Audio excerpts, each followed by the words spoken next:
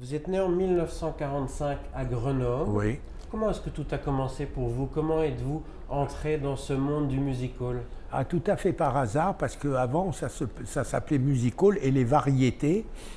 Je travaillais, après mon service militaire, j'avais l'intention de faire barman et de descendre sur la Côte d'Azur. Je voulais aller à Saint-Tropez.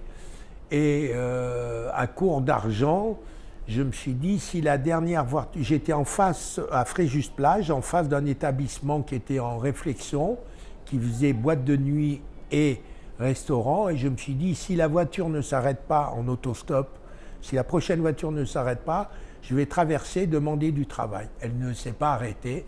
J'ai demandé du travail. Et c'était deux frères, les frères Basset, qui avaient cet établissement. Un s'occupait du restaurant et l'autre du nightclub. On appelait ça le nightclub à l'époque. Ils cherchaient un plagiste, un maître-nageur et un barman. J'avais tellement envie de travailler que je leur ai dit que je remplissais les trois fonctions, à moi tout seul. Donc ils ont souri, ils m'ont quand même engagé. Et ils ont engagé aussi un groupe de rock'n'roll qui venait... Ça ne se faisait pas à l'époque, on était en 65, fin 65. Et ils s'appelaient les Beatles. J'insiste bien sur la prononciation. Les Beatles et non pas les Beatles. Ils s'appelaient les Beatles et quand je suis parti avec eux, ils se sont appelés les Jelly Roll. Et 10 ans après, ils sont devenus Il était une fois.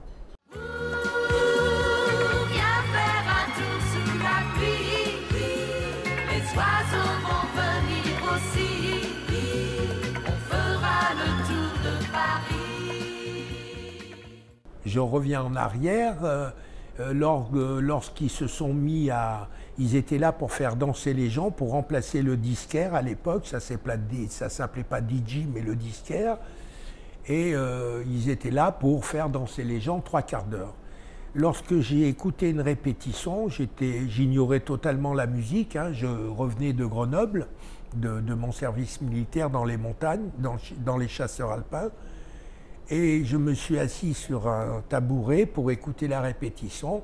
1/4 d'heure après, je me suis relevé et je me suis aperçu que je visualisais ce que j'entendais musicalement. Donc j'ai proposé au patron de cet établissement, de frères, de les éclairer. Ils m'ont dit, ça ne sert à rien de les éclairer, ils sont là pour faire danser les gens. Et à l'époque, je parle de 1965, nous étions peut-être 3-4 sur la planète à avoir eu l'idée d'amener le premier, je crois que c'était James Brown, qui avait un light show, lui. Et donc, bon, j'ai tellement insisté qu'ils m'ont fabriqué 3-4 interrupteurs. Ils m'ont acheté des lampes que je trempais dans du vernis pour faire de la couleur, hein, et un soir, j'ai mis en œuvre ce que j'entends, ce qui me paraissait bien dans ma tête, en activant les quelques projecteurs, les quelques lampes que j'avais. Et le chef d'orchestre est sorti de son concert et m'a dit c'est la première fois que les gens s'arrêtent pour nous regarder.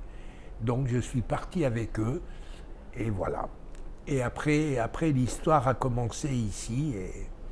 Paris réussi, c'était le début Oui. d'une belle aventure. Très belle aviez aventure. 20 ans, plein Oui. d'énergie et beaucoup d'idées.